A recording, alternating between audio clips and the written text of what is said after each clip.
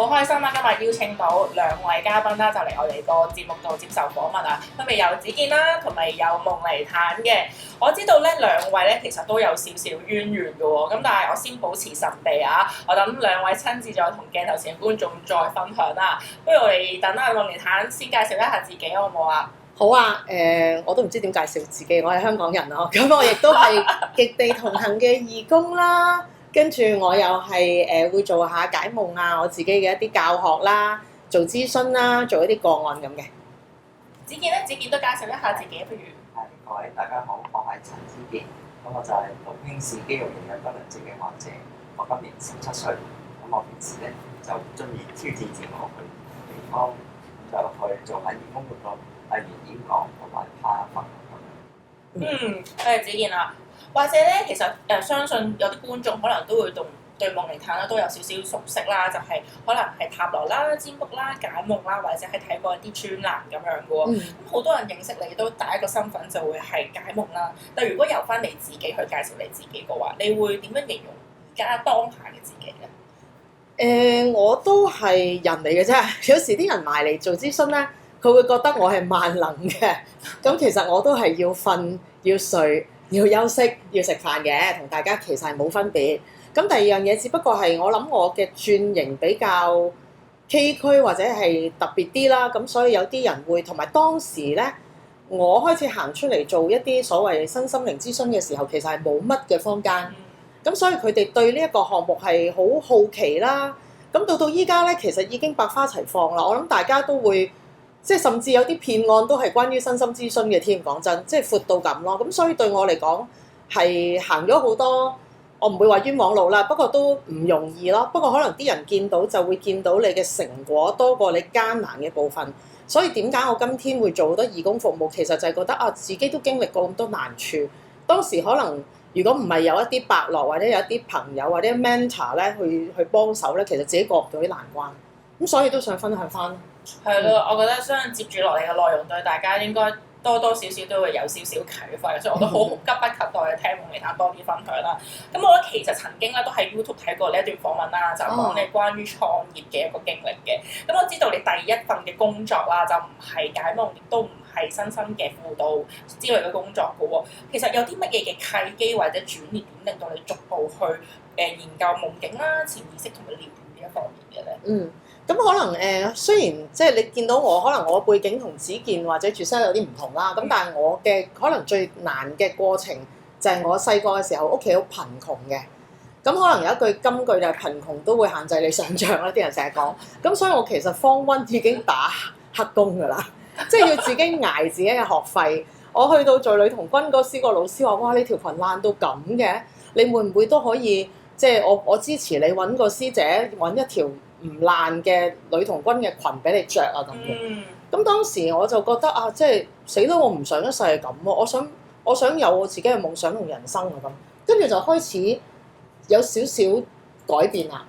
咁但係我嘅工作咧都轉變得好大嘅。我都曾經加入過一啲政府部門機構，跟住我又離開咗，覺得個理念唔啱，亦都未必係我想行嘅路。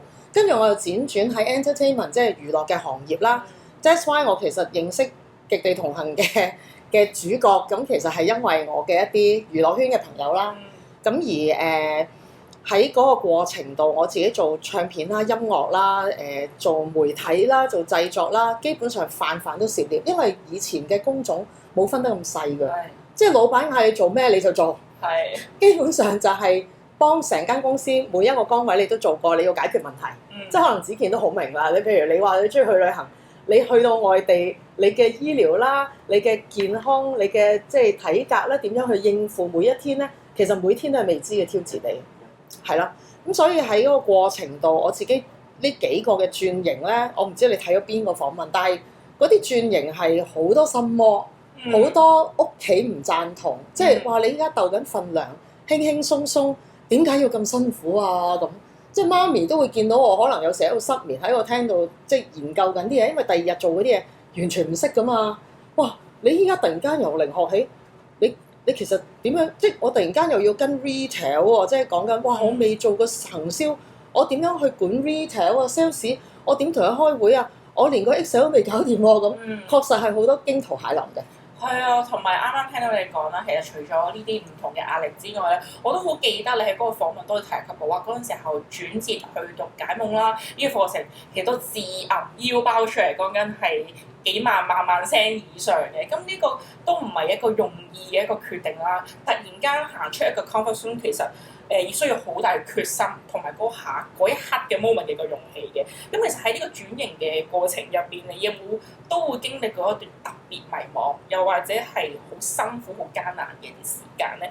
而嗰啲經歷會唔會都有機會造就到你後來而家可能不論係工作上或者係生活上，都會有啲信念係令你係源自於嗰段嘅經歷咁樣？有啊，我諗我唔孤寒嘅就係我覺得要買嘅就唔係買名牌，係買人生體驗咯。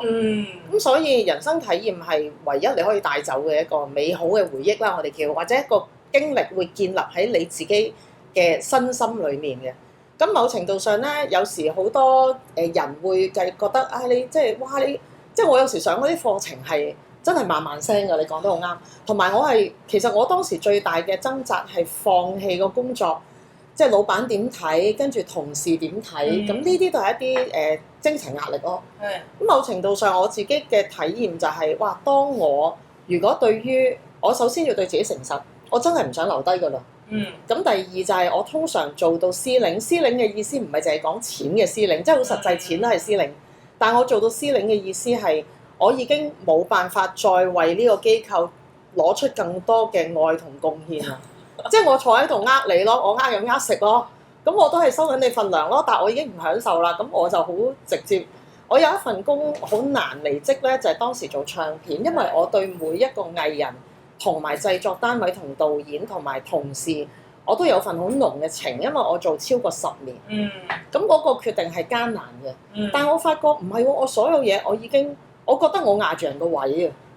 即係我都好坦白嘅，我唔可以戴住個面具。扮自己做 director 好開心，咁我就覺得唔得咯，我已經去到樽頸喎。咁我再喺度等運到咧，時間我覺得貴過金錢啊！好彩我啲好清醒啊，即係我覺得我點知我幾時有活到唔得啦？我真係好想做嗰樣嘢啊！咁呢兩個嘅掙扎，最後嗰邊打贏咗。咁所以所有嘢都留唔住我啦。其實我走嘅時候咧，係剛剛未到疫情㗎。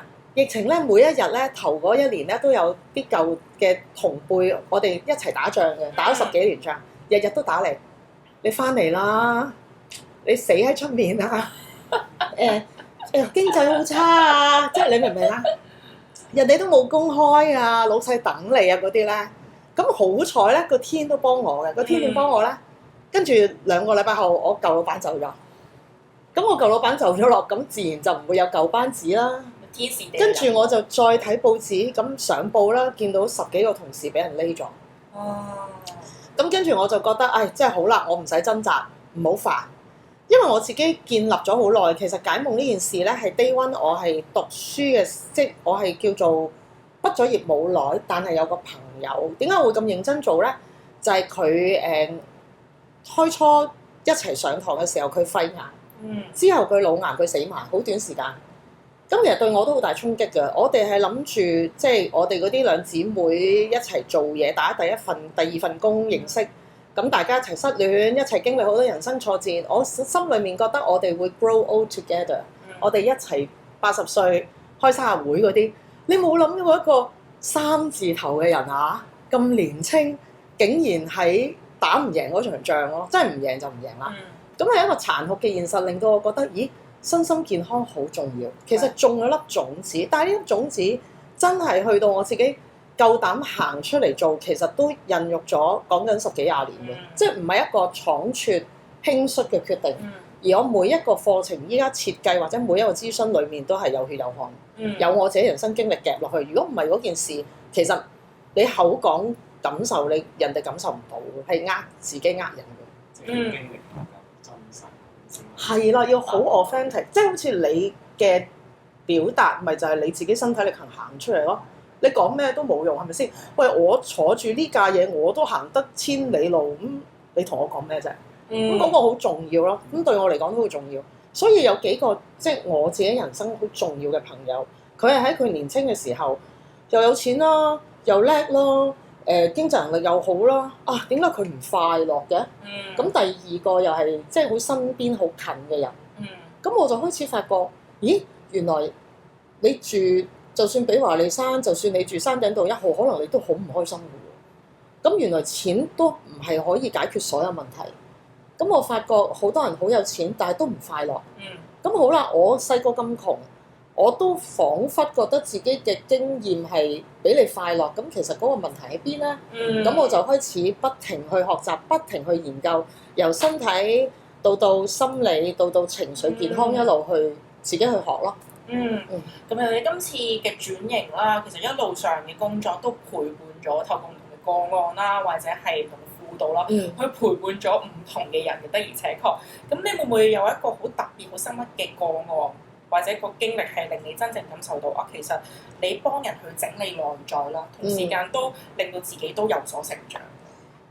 其實以前好得意嘅，以前即係如果你呢個問題問我咧，我都會分享一啲成功個案嘅，即係呢個人佢真係撥亂反正也好，我試過有一個係詐騙嘅，有一個係坐監，因為我以前做 DJ 喺903嘅時候咧，咁即係因為少爺占其實入去嘅，我係幫佢打麻雀嘅時候解咗個夢，嗰時我仲係學生嚟嘅，咁打緊牌啦你知，咁就好輕鬆嘅，因為打牌個氣氛冇咁沉重。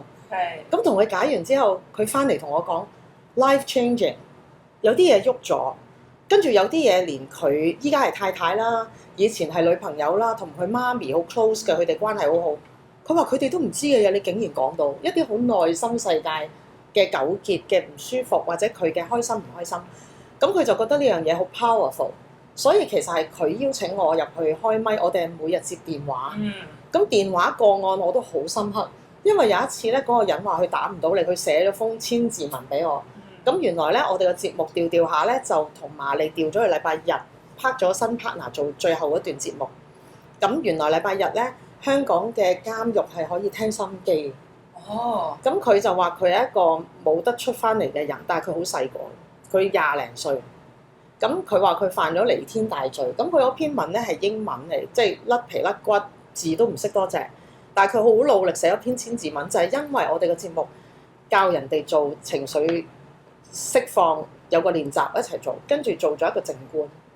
跟住佢話佢前所未有咁瞓得好嗰段日子，平靜咗。係啦，咁但係佢已經坐咗10年監喎。咁我就寫翻封信覆佢，嗌佢讀書咯。咁當然最後我冇收到第2封回信，咁同埋每一封信都過3關斬6將先去到我嘅手嘅。可能我收到嘅時候都唔知佢是生是死㗎啦。咁但係最後我就覺得哇，即係我開頭都覺得做節目係貪得意嘅啫。好威啊，好特別啊，好過癮啊，即係細個嗰時諗呢啲低能嘢。後尾就發覺啊，原來你做得好咧，係會好多人受惠。咁就開始有一啲諗法就係即係原來係咩叫失敗個案咧？佢永遠都好難，即係你未必會接觸到或者見到佢哋點樣點翻着自己。但係至少你知道，即係譬如我有啲個案係佢喺人生嘅最後一個階段。咁你好難突然間佢話喂，佢翻山企出嚟同你講多謝你咩？咁唔會㗎嘛。咁但係你又見到啦，佢臨終之前佢有一啲轉變，係佢平安，或者係佢終於都講得出嗰句原諒你。或者佢 ask for forgiveness， 你可唔可以原諒我咁原來又可以令到一啲人好釋懷。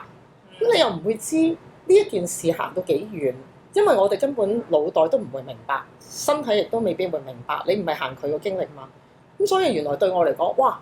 即係你覺得呢件事好輕描淡寫做咗，但係原來你每一句説話都係有力量嘅。咁就唔好睇小自己講嘅每一番言論，每一句説話咯。即係因為今天好多網絡攻擊啦，好多人講嘢好輕鬆、好輕率啊！即係輕率到咧，我覺得即係我唔想話年青人，因為你哋好年青啊。咁但係我會覺得即係點解你會講呢番説話？你將來一定會後悔㗎！你咁樣話人係唔即係你有冇諗過？其實你未必知佢發生咩事而導致到佢有呢一個情緒狀況咧。咁所以我自己都會即係提醒自己咯。咁我都有好多失敗個案㗎，唔係個個會收你嘅意見。有好多人嚟揾我做諮詢，有時係會想證明自己係啱。但係我試過有一個好深刻嘅就係佢半年後寫道歉信俾我，因為當時佢發咗個好大嘅脾氣，嗯，佢情緒失控，因為可能我講咗一啲唔係如佢劇本想聽嘅説話，嗯咁所以佢好激動，但係佢係一個即係好有名、有社會江湖地位嘅人物啦。咁可能佢對於佢自己嘅行為都好愕然㗎，我相信，因為佢冇諗過大吵大鬧反晒台嘅。咁而我因為我每日都好多個案，其實我唔記得發生咩事㗎啦，完咗就完咗，快低佢。如果唔係真係搞唔掂，我查法不思。咁結果就係佢半年後突然間有個唔識嘅人嘅電話，咁陌生電話我都好 alert，但係我就聽下咯，咁咪收線咯，唔啱咪。咁結果聽完咧，有個女仔話某人嘅秘書話想送個中秋果籃嗰啲嚟我屋企喎。咁我話吓，咁我開頭都以為係騙案嘅，後尾發覺咦唔係喎，咁佢噏得出我幾時 booking，咁我 check 翻原來就係發脾氣走嗰個人。咁佢話啊，你講嘅嘢我其實知道發生咩事，不過當時嗰刻我冇 manner，對唔住，我接受唔到。到之後佢話我同翻呢個人建立翻一個關係，咁我好開心咯。可能話佢有好多人係其實默默做咗好多嘢，不過我唔知嘅。咁我都會好多謝佢哋咯。都成就咗，即係大家互相成就咗對方咯，都唔係淨係我成就佢咯。好，3、2、1 action。好啦，啱啱啊夢妮妲都有講到，其實你知啦，人生不如意事都十居其九，其實我哋好多嘢都未必控制得到嘅。咁有成功嘅例子，同時亦都有失敗嘅例子啦。咁唔係長時間個 energy 可能吸收到都一定係正能量嘅嘛，可能有啲都係負能量。咁你喺陪人面對情緒或者係一啲困難轉折期間嘅時候，喺助人同埋照顧自己內在或者身心靈之間，其實你通常會有冇啲方法或者會係點樣嘅方式去取得一個好好嘅平衡咧？其實因為我之前都幾堅持做運動嘅，就算幾攰都。咁我覺得運動都好重要，因為我自己係一個好容易有怒火嘅人啊。咁怒火即係我自己喊好易喊，咁喊都係一個抒發情緒嘅方法啦。咁但係有時都好似即係悶悶不樂啊，屈住啊，或者瞓唔安食唔落嗰個感覺，咁我就會去做，即係當然我都會去做，譬如一啲 massage 啊，一啲我自己本身身心靈嘅配套嘅一啲老師啊工具，咁我都會去尋求協助或者自己去用啦。咁但係我覺得運動嘅調整對我都好重要啦。係啊，咁我自己都樣樣都會做，所以啲人成日話你有冇咁勤力啊？我話唔係我想勤力，係真係有咁嘅需要，即係個自己知自己嘅需要，我覺得係好重要咯。每一個人都要咯。係，你啱啱講到話做運動，我知道做運動除咗幫你去抒泄你嘅一啲情緒，或者係可以取得更好嘅平衡之外咧，你都有利用呢樣嘢去做另外一樣更加有意義嘅事。咁我轉頭可以再講多少少啦。咁我都好知道，其實你曾經用自己嘅專業啦，或者一啲擅長嘅學習嘅一啲經歷啦，去參與一啲公益嘅，都要做一啲免費嘅服務啦，去將啲收益咧去回饋翻俾一啲 NGO，去幫佢哋做一啲營運咁樣啦。咁你會唔會對於當專業變成一種付出嘅時候，你自己其實有冇啲好大嘅感受？我曾經有啲心理掙扎嘅，因為始終呢個係一個專業，即係等於你搭容祖兒膊頭話嗌佢唱4首歌唔收錢喎，你明唔明啊？即係一樣道理。但後尾我過咗自己關，第一因為疫情係成個世界嘅運作 freeze 咗。係。咁喺呢個情況之下，其實好多人都出唔到屋企，咁所以就開始利用 Zoom 去做一啲嘢，去分享、去協助啦。咁另外譬如如果近期啲嘅就宏福苑事件，咁我就透過嗰個事件，我發覺原來好多動物需要一啲支援，一啲主人需要支援。咁我而咁啱我工作上認識以前一個好重要嘅伙伴，佢係即係有少少 kind of 我助手同埋 team 裡面嘅一個好重要嘅 member。咁佢屋企人都喺嗰度離世，咁所以即係我覺得好順理成章去做啦每一件事。但係我如果有好大掙扎嘅，我必須面對其實係咪你自己孤寒啊？你對於時間孤寒，你對於人嘅愛心孤寒定係點咧？咁我都好多謝極地同行嘅，因為我透過呢件事，即係譬如我自己過咗個心理關口，就係我跑10幾 K 我係冇問題嘅。但係當時承諾咗跑半馬咧，我第一個半馬咧我都癲咗嘅，因為你要大量鍛鍊，因為你個心肺嘅機能同埋你腳嗰啲肌肉真係冇得講大話嘅。落到場你，因為我見到隔離直情跑下中間15、16 K 咧，係間唔中地下係有啲血嘅。OK，咁點解咧？有啲人以為自己 handle 到急啦、搶啦，冇得搶嘅身體，即係去到某個位，其實你要，因為呢個係一個長遠嘅遊戲，即係好似你生命咁，你要長遠嘅，你要 reserve 一啲 energy 俾自己，咁亦都鍛鍊意志啦，即係個極限運動啦嚇，極地同行你譬如，即係一個意志嘅鍛鍊啦，一個 core 嘅鍛鍊啦，由身到心情緒嘅穩定啦，或者係接受自己可能，譬如我最後一次上年跑我都跑唔到，因為我冧咗，咁都即係嗰個挫敗感好大啦，應承晒啦，跟住都籌咗一個款項啦，咁但係自己又嗰日做唔到啦，咁但係你又冇得夾硬跑嘅，真係冇得夾硬跑嘅，真係我就會變成隔離流血嗰班。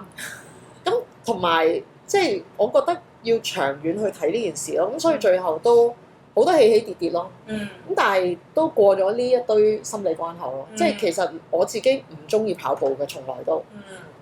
但係因為跑步係一件我覺得好孤獨嘅事，即係你唔會同一個人係一模一樣 pacing。我試過陪幾個 friend 去鼓勵佢哋跑。咁我刻意跑到好慢，其實我又好辛苦。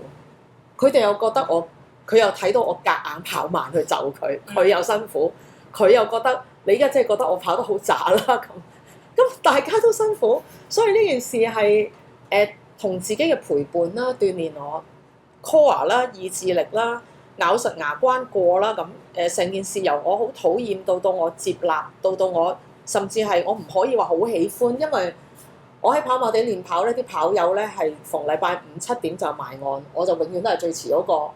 即係老師7點半嚟，我就7點25分到嗰啲，然後嗱臨衝去換衫，飲個咖啡就落場。跟住每次都話嗱，你練跑你係嚟，平日唔見你。我話其實我真係唔係好喜歡嘅坦白，但係我真係有好努力過㗎咁咯。我哋啱啱講到呢段嘅跑步嘅血淚史啦，你仲要我知道你已經連續仲要係第3年去幫挑戰半馬啦，去支持極地同行喎。我嚟緊諗住練翻㗎啦，我一見到阿 Steve 先得咁講先，咁係要預備定件衫俾我啊 motivation 去令你一路堅持。你都啱啱講到啦，跑馬拉松半馬係一件極度辛苦，講紀律同埋支持嘅事啦。有啲咩最大嘅 motivation 令你支持嘅極地同行啦，或者係願意去年復一年咁樣去用呢啲方式去實踐公益呢樣嘢？我覺得如果所有嘢停留喺 comfort zone 咧，我哋呢個節目就唔會喺度啦。冇錯。嗱，你諗下，你今日放假㗎喎，咁子健仲要媽咪陪同啦，咁大家都係，即係我諗每一個人都有佢嘅難處咯。即係首先，咁第二就係我就係唔想停留太耐喺 comfort zone 嘅人咯，因為我可以好懶到爆。即係啲人成日話：哎呀，你好勤力。我話嗱，你試下今日唔打嚟揾我做諮詢咧，我就會遊手好閒㗎啦。不過因為你唔係我真係 close 圈子嘅朋友，你唔知我可以幾懶。所以呢啲嘢令到我有 motivation 咯，反而。即係譬如做善事，我會好有 motivation，因為嗰件事我又要面啦。又唔衰得啦，即係知道自己嘅性格缺陷都好重要。咁我又應承咗子健，應承咗人，咁大家又有個陪伴啦。因為我都講啦，跑步其實係一件好寂寞嘅事嚟。即係我試過落雨跑下，望住個海皮，咁辛苦做咩啊？咁孤獨啊！係啦，即係。但係你又見到香港好多人跑噶嘛，好努力嘅喎。咁你見到人哋好努力，我其實見到 coffee shop 我已經想行入去㗎啦咁咯。咁但係就戰勝一啲心魔咯，即係戰勝好多自己嘅心魔。咁所以我都想唔好話進唔進步啦。講真，我跑嚟跑去都咁上下㗎啦，因為筋骨係有限期。咁但係就係透過呢個限期裡面，即係好似今年年頭，好多人因為睇完鄭則仕嘅報導咧，對跑步係有個好大嘅改觀嘅。或者對於 explore 自己人生嗰樣嘢，咁譬如子健本身行出嚟，佢已經好有說服力，因為佢真係做緊呢啲嘢。你諗下佢咁辛苦，佢都去好多學校度分享，其實真係冇必要咯。即係我咪繼續做受惠者咯，但係佢依家係做協助者啊嘛，成個角色就係轉換咗。我依家嚟貢獻啊嘛，我嚟分享啊嘛，我嚟同你 share 啊嘛。咁變咗呢兩個嘅平衡，其實我諗每一個人都需要咯。所以做義工好重要對我嚟講，因為點解？你冇嘢攞㗎，可能飯你都要自己俾錢㗎，仲要神咁早，我成日做義工，自己搭的士仲多過我開工搭啊！我分鐘去電視城拍嘢，我都唔使瘋狂搭 Uber， 但係我做義工係瘋狂搭，因為有一次我記得我係哇起唔到身喎，扎醒已經6點，但其實7點已經要去到嗰個伯伯屋企幫佢清屋，即係仲要我清屋嗰下，我好彩未瞓醒啦。其實我係執咗幾條老鼠嗰啲屍嘅。即係因為清屋其實可能佢10幾年佢個仔死咗，佢冇清過間屋噶啦，除咗處理嗰條屍體之外，冇體力去因為情緒太係啊，咁變咗哇嗰日真係哇飯又未食，牙都未刷咁樣，飲個咖啡就衝出去，因為起唔到身。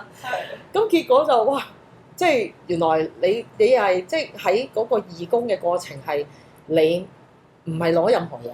第一嗰個 attitude 好重要，你真係義工。第二就係你其實嗰日嘅任務，其實你唔會知面對啲咩人咩嘢，咁都係離開 comfort zone 嘅一個最快嘅方法啦。好，我都知道今年嘅慈善話，另外一位嘅焦點主角咧就係我哋蝸牛仔子健身上面喎。阿子健可唔可以同大家可以再講一講，其實今年嘅跑步籌款活動咧係都有串連到你嘅其中一個出行嘅計劃嘅喎。你第一時間當下會有啲咩感受，或者會唔會都有啲好內心嘅説話想同夢妮坦講啊？即係今次就串連咗喺呢個嘅北京登長城嘅一個計劃啦。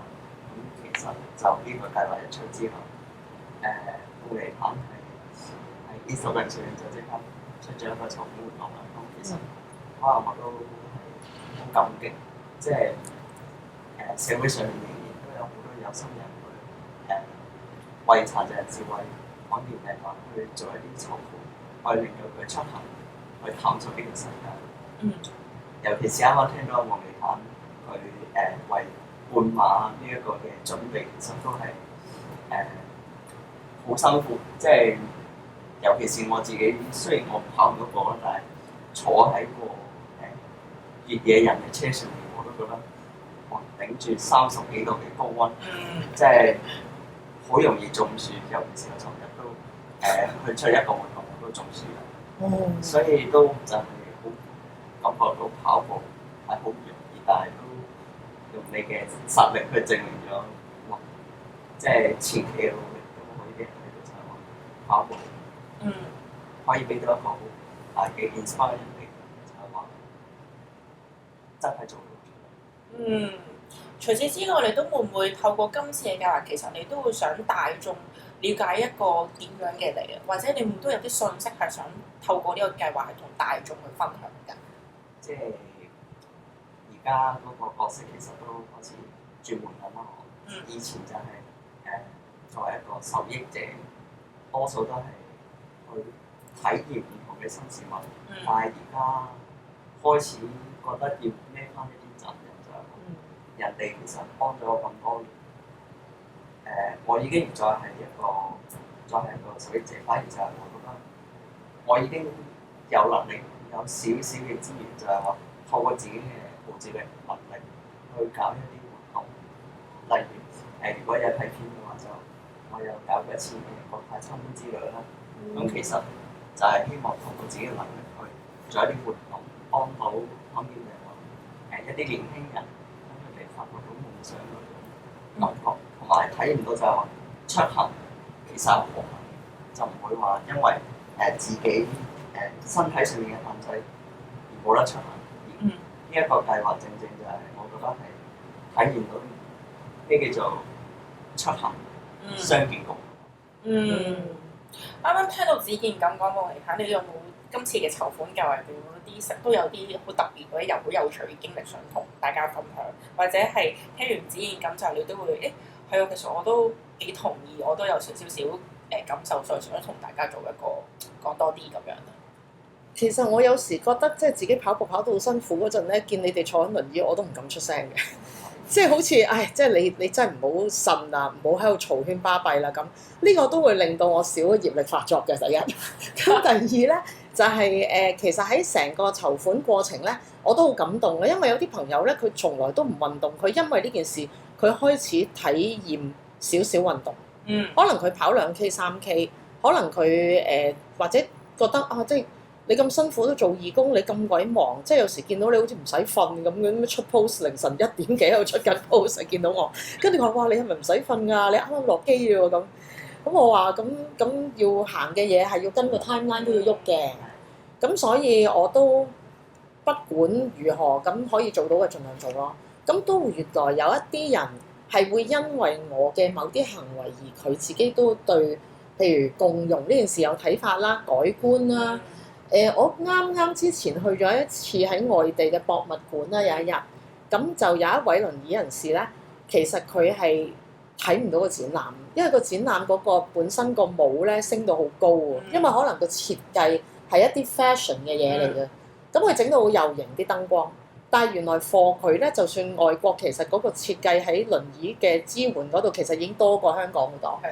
但係佢最後都係因為佢大部分嘅展覽其實都係被人擋住，咁啲人亦都冇 awareness 去幫佢。咁縱使佢先生喺隔離，咁佢都好 dramatic 咁樣喺度大喊一場嘅喺個館嗰度。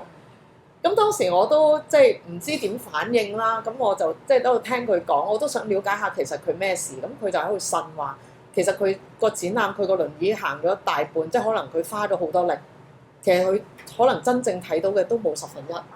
咁我最後係寫一封 email 俾嗰個館長嗰個即係機構，我話其實可能你哋都要有一啲 special tour 俾呢啲有需要人士。可能你哋已經喺嗰個路程嘅設計嗰度做得好好，but 可能佢哋真係因為呢個設計嘅模式，令到佢根本冇辦法享受。咁我其實當時冇處理到任何嘢，因為我覺得佢先生喺度好尷尬。佢亦都係喊緊喺個好大嘅情緒度，但係我最後就係 send 咗個 email，咁佢哋 send 咗出嚟話好 appreciate 你真係有俾反應，因為如果唔係我哋根本唔知有呢件事。咁當時嘅工作人員只係一啲 shift 嘅 staff，佢企喺度睇，佢唔係掌管呢件事嘅人，佢唔係 management，佢唔會做到任何嘢。咁佢話我哋真係會跟進，咁當然我唔會知佢最後跟進成點，但係 at least 我幫佢哋發咗聲。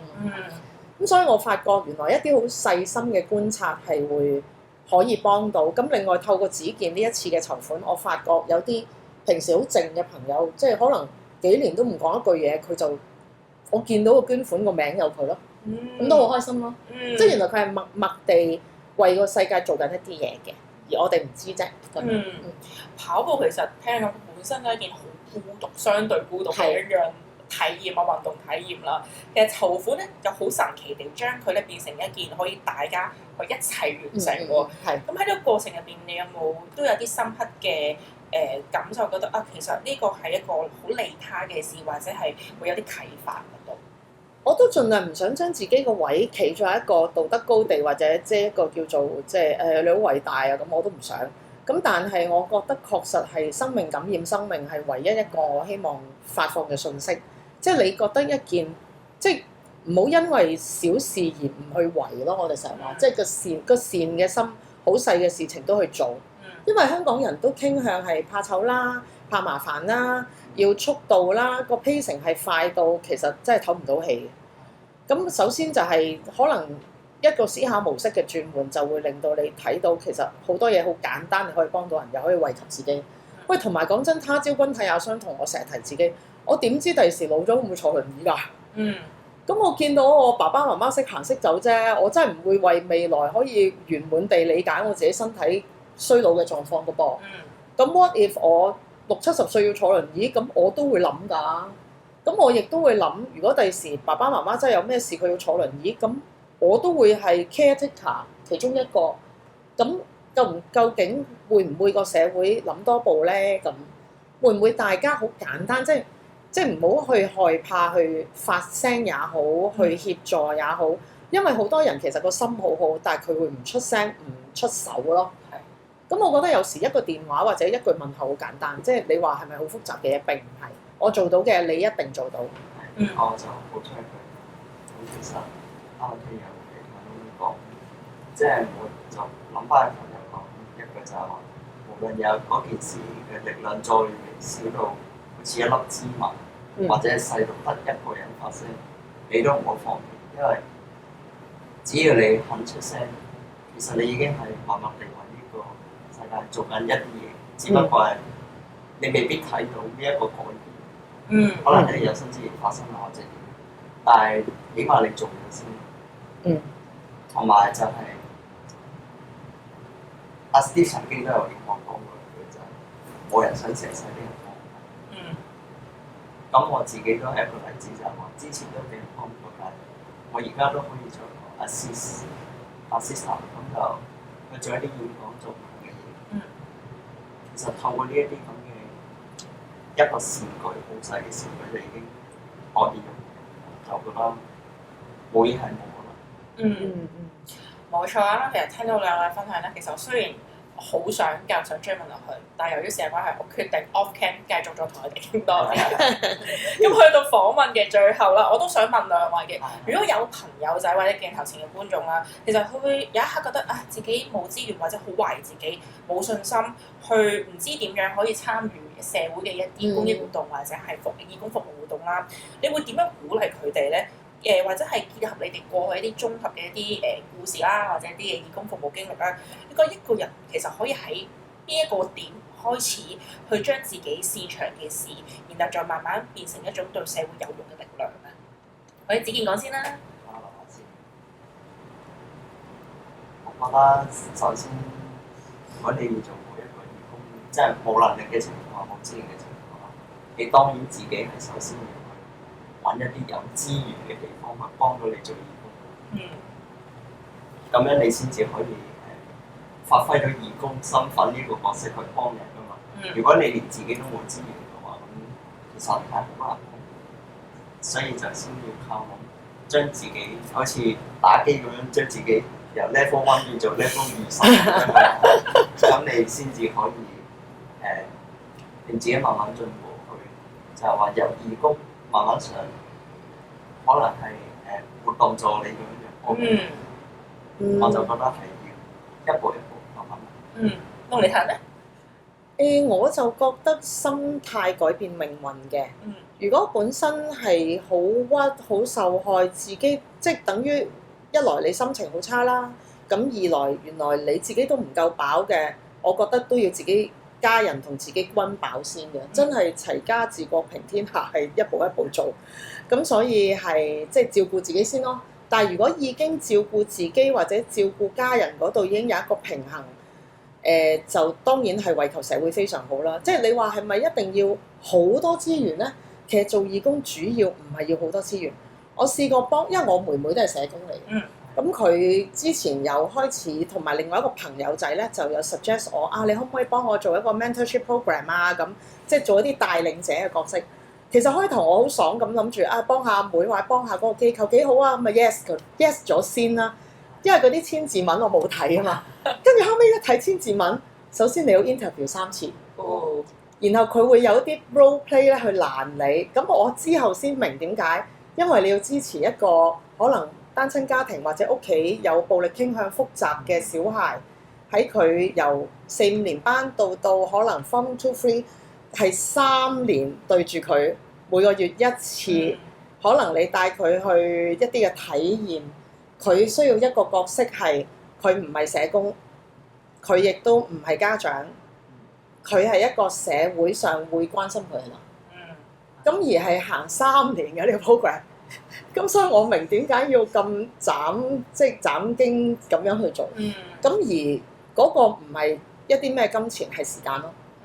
咁但係即係義工都係人嚟嘅啫，我覺得最後就係先照顧自己。如果你有心力，或者你真係想自己，可能甚至係都唔好講好偉大要幫人，可能只不過係你想睇多啲呢個世界唔同嘅人，可能個心態上需要一啲調整啦。因為你係咪真係一個 true giving 咧？我都覺得好重要。即係可能有啲人做義工，佢會將自己放到好高道德高地，我就唔建議嘅。因為你冇俾人高，冇俾人低，即係一去到生離死別、生老病死，我哋都係一致嘅，我哋都係人。咁但係喺嗰度，你會有更多嘅見識啦，更多嘅學習啦，甚至係睇到自己嘅優點缺點，咁都好好。人千祈唔可以放到自己咁高，係啊，令到自己迷失咗自我。